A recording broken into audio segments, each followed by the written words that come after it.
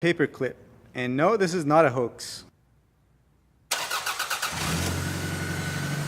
Here, I'll even get you guys a shot at this angle so you know there's no one in the car.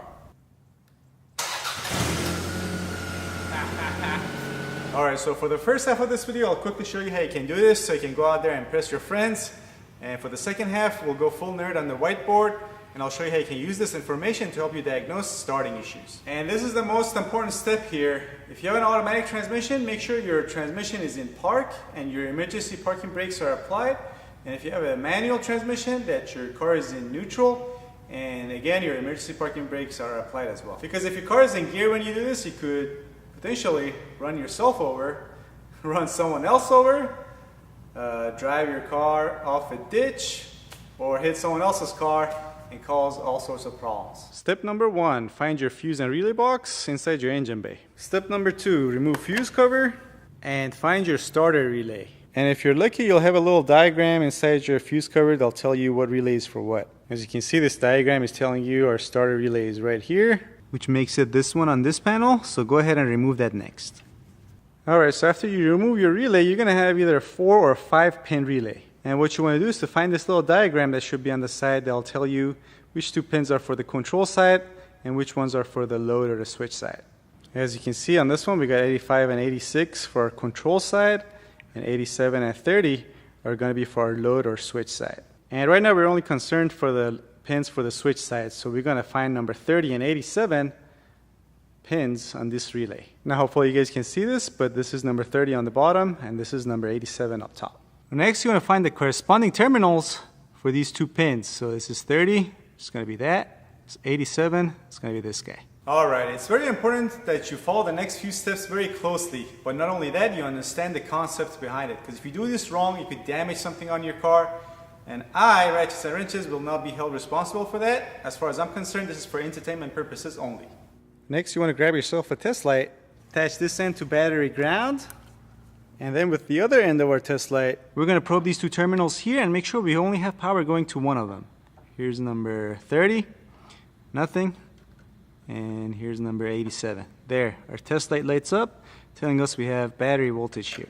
Now, if you have a 5-pin relay, things are usually going to be just slightly different. As you can see on this diagram, your controls pins are going to be the same. The switch side, you're going to have an extra pin, that's 87A. But 30 and 87 are the terminals, again, you want to look for. Usually. Next, you want to get in your car, put the key in the ignition, and turn it to the on position. And for those of you that are screaming cheater at the screen right now, you don't need the key to do this. I'll explain later.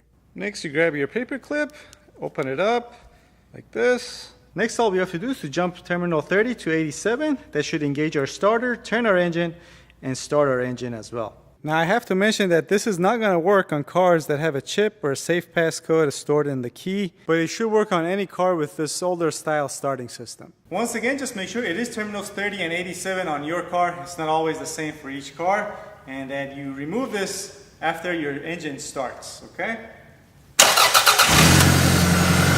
Works every time. And of course, you don't have to use paper clips. Anything that can conduct electricity will do. Like these small picks or even screwdrivers. Alright, so that was fun. But next, let me draw a little electrical diagram on the whiteboard.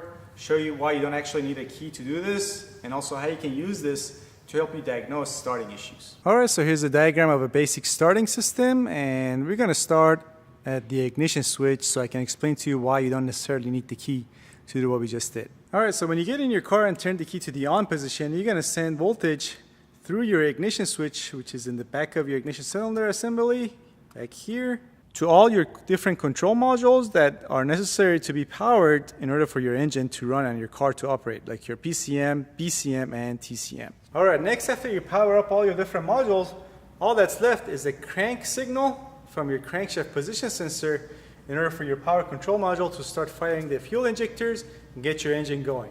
Now, you're not going to have a crank signal if your engine is not spinning, and that's where your starter comes in. So when we turn the key to the start position, we're not only sending voltage to all our different PCMs, but also through this wire that comes our ignition switch. From here, if you have an automatic, voltage is going to go to your neutral safety switch, or if you have a manual transmission, it's going to go to your clutch pedal position sensor. And the job of these guys is basically for safety. Your neutral safety switch will only let voltage pass if your transmission is in park or neutral, and your clutch pedal position sensor will only let voltage pass if you're depressing the clutch. This way your car can't jolt forward or back and hurt you, your car, or someone else. Alright, from there, this will go to your starter relay, which is in our relay box as we saw. And this is going to go to the control side of our starter relay. This is the side we did not bother with. We were only messing around with the switch side or the load side. And this is going to be the power wire to your starter relay for the control side. And the ground side is grounded through your chassis usually. So once again, when you put your key to the on position and then start, you're powering all your control modules, and then you're sending voltage through this wire, through your clutch pedal position sensor or your neutral safety switch to the control side of your starter relay and activating this relay. Once this is activated, the coil for the control side will pull on the switch side, and since this is normally open, it will close this, allowing for current to flow from your battery through this starter trigger wire through your starter relay down to your starter. And since your starter receives constant voltage from your battery at all times and is grounded through your engine, start spinning your flywheel, which in turn turns your crankshaft, turns your engine over, produces a crank signal, and since these control modules are already powered, your car starts and gets going. So basically what we're doing here is when we turn the key to the on position, we get power to all our different control modules, then we bypass this side entirely and we jump these two terminals in our relay, start our starter, and since our control modules are already powered, they get a crank signal and they start the car. Now as far as how you can do this without the key, well basically you open up your dash, you get to your ignition switch and find the wires that go to your different control modules, supply power to them, then you do this and that starts your car. But obviously if you're down there, you might as well just supply power to this starter wire as well, and you can get it started from there. That's if everything from here to this control circuit on your relay works correctly. And that's when this comes in handy when you're trying to diagnose a no crank, no start or an intermittent no crank, no start issue on your car.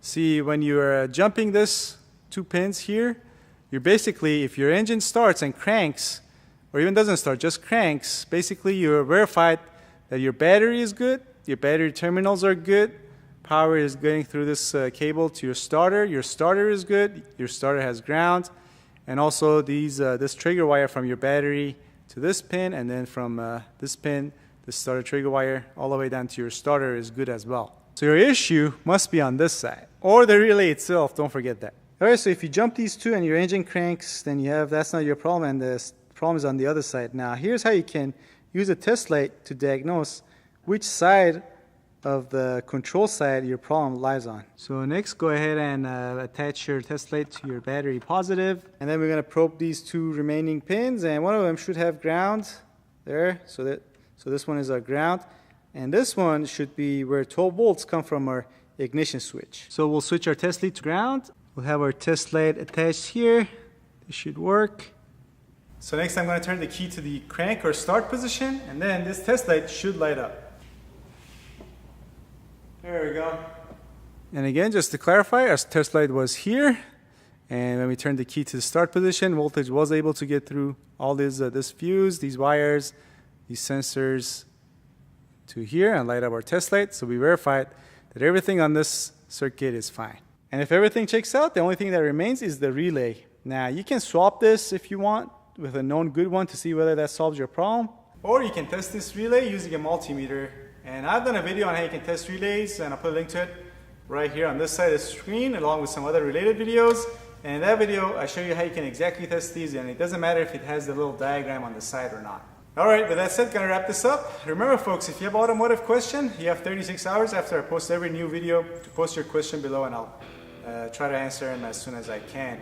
Now if you're coming across this video in the future, if you have a question, it's not a problem. All you have to do is to subscribe, wait for my next video to pop up in your subscription feed, click on it, watch it, post your question, and I'll answer it. Alright, thank you guys for watching. I'll see you next time.